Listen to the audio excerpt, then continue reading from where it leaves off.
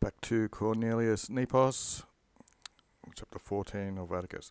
No one in this feast of his had heard, and a chroma is a neuter, as the aliud is, had heard any type of reading other than this other word, which means a reader as well.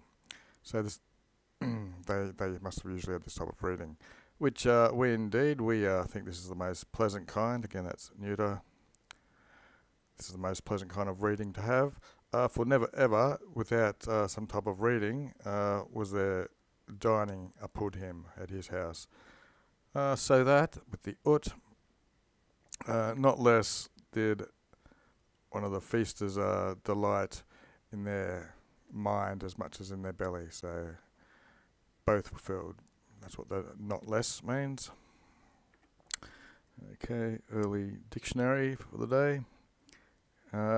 Agnostic is the second one. It's undeclined declension. It says here, reader, one who reads aloud, versus the first version of the reader.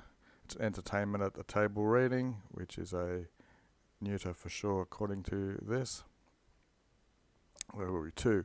For those who were called were those of whose their mores or their usual customs were not abhorrent from his own, so people who had the same sort of likes.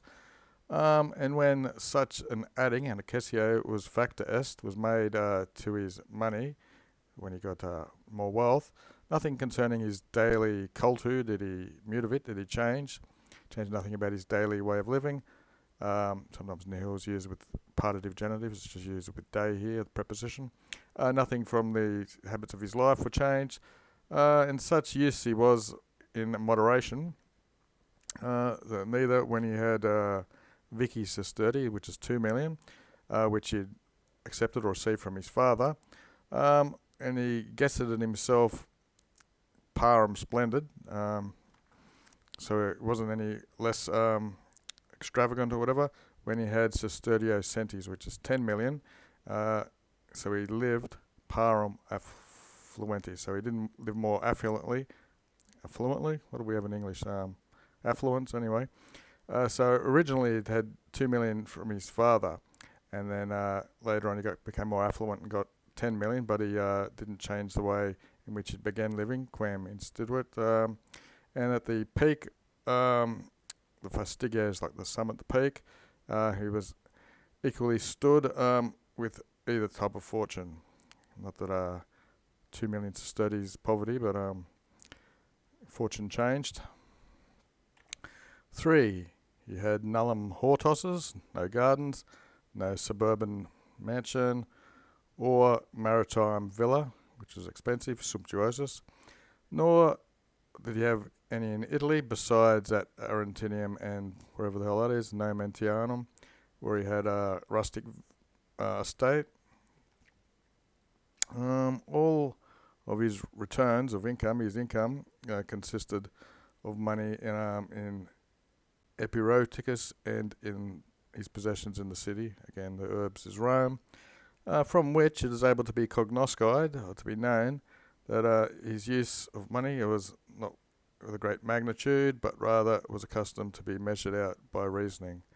So he didn't make big expenses, he thought about things very rationally. 15. Neither was he speaking lies, or lie, and neither was he able to endure bear them, and so his comitas, his friendliness, was not without severity, neither was his gravitas without easygoingness, as it's difficult in understanding whether his friends, varented more or loved. So it could be revered, or it could be fearing. It's hard to tell whether they revered him or loved him more or whatever. Quid rogabatur, whatever he was asked, he promised it with religious intentions, he was serious about it, that it was not a liberality, but it was a lightheartedness, he thought, to promise something which he was not able to bestow. So that's again goes back to these lies. He didn't tell lies.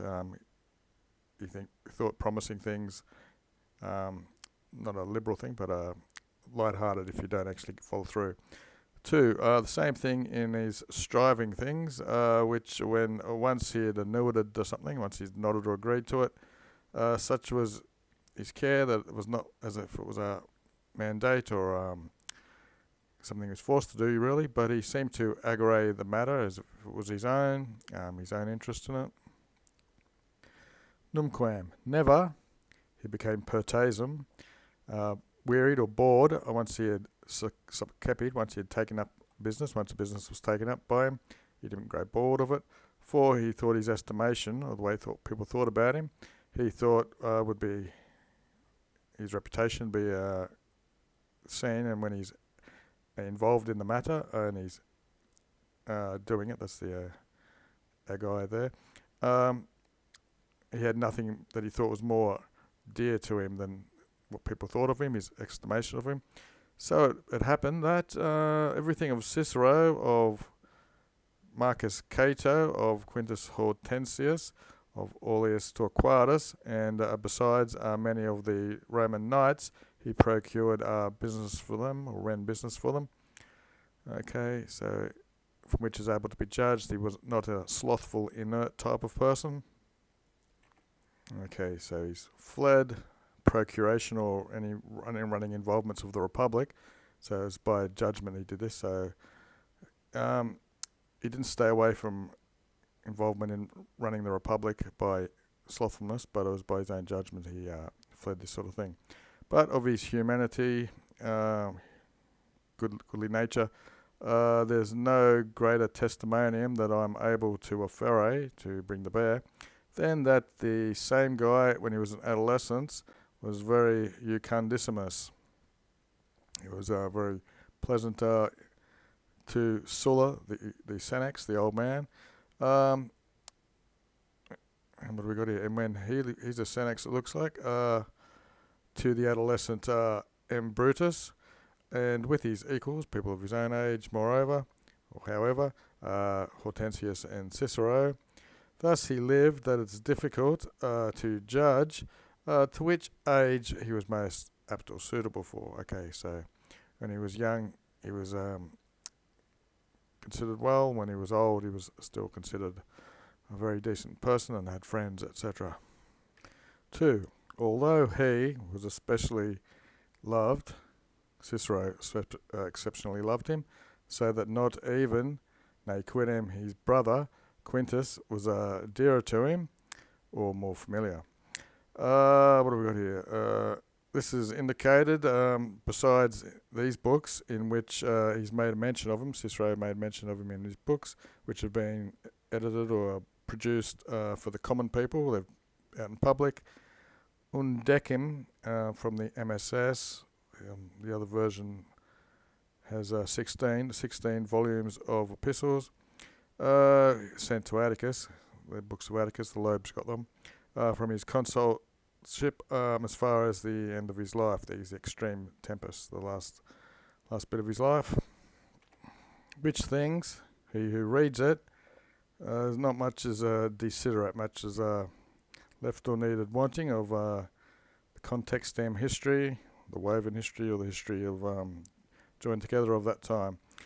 For thus everything concerning the studies of principums, the probably emperors, the lives of generals, and the mutations or changings of the republics, these are prescripted or written in these books, so that nothing is in these which does not appear and is easily able to be thought about or estimated, and the wisdom in which way quomodo, in which certain way he had divination. So it's like Cicero is being thought of as a prophet. For not that Cicero alone, those things which happened with himself living, but he predicted the future. But even things which are now coming into use, things which are now happening, he sang about them. I don't know if he particularly sung, but as a vate's a bard or a prophet. So Cicero knew about things happening in his time and in the future, and the things that are happening now when Cornelius Nepos was writing.